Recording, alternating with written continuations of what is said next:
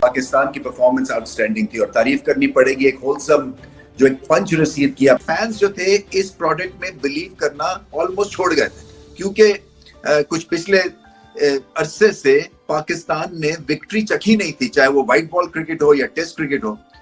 اس کے بعد اس طرح سے ٹرن اراؤنڈ ہونا اور اس طرح سے واپسی کرنا, یہ ایک ریکارڈ ساز performance. Historical one by Pakistan. Team changed, attitude changed, اور اس کے ساتھ ساتھ ہی پاکستان کی بالنگ چینجڈ اور اسپنر آئے اور Pakistan series. Pakistan cricket is 1 minute up next minute down, یہ تو آپ کو ناصر حسین کا یاد ہی ہوگا فیمس جملہ. But Pakistan at its best.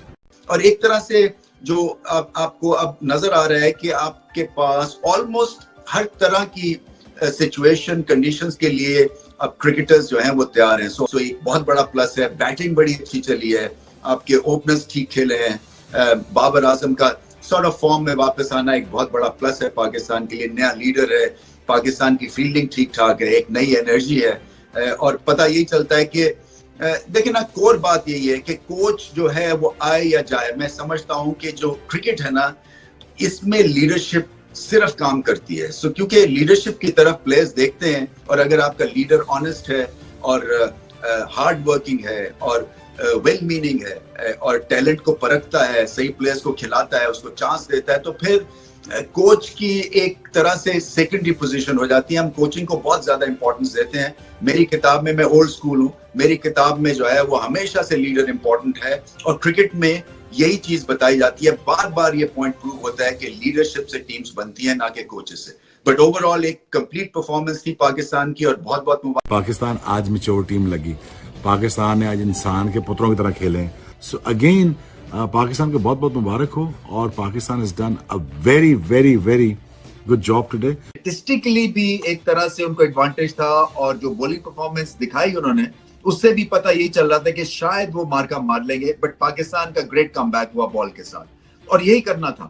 اصل میں بیٹنگ پہلے کرنے کے جو ایک بہت بڑا پلس یہی ہے کہ اب آپ کو اپنی گیم کو سیکنڈ ٹائم اراؤنڈ اوپر لے کے جانا ہے. بیٹنگ میں ابھی بھی کسر ہے. میں سمجھتا ہوں کہ بیٹنگ بہت امپروو ہونے والی ہے.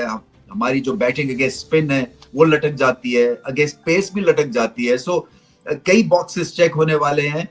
پھر سے بیسکس پہ کام کرنا ہے, اور بیسکس یہی ہے کہ جس کا 20 ہوا ہے اس کو 40 کریں, پھر جس کا 40 ہوا ہے پھر وہ 60-70 کریں. اسی طرح سے آپ جو ہے کنسسٹنسی لائیں گے اپنی بیٹنگ میں. مگر جیت سے بہت سارے مسئلے حل ہو جاتے ہیں, جیسے میں نے کہا کہ بہت بڑی جیت ہے. پیس والا بالر, لیکن آج اس نے روک کے بال کیا, کہ ذرا روک کے نہیں ڈیلے کیا. اس نے وہ جاتے تھے مارنے شاٹ, حالانکہ جس طرح ان کی سیلیبریشن کو واگا بارڈر پہ ہونا چاہیے. ذرا مجھے ہیں ان کی ماشاءاللہ واگا بارڈر پہ ہونا چاہیے. وہیں سے لیا ویسے. You can get you can get us out of Pindi, but you can never get Pindi out of us. I think that's how I would like to put it as well. لیکن ساجد کے ساتھ so funny about it.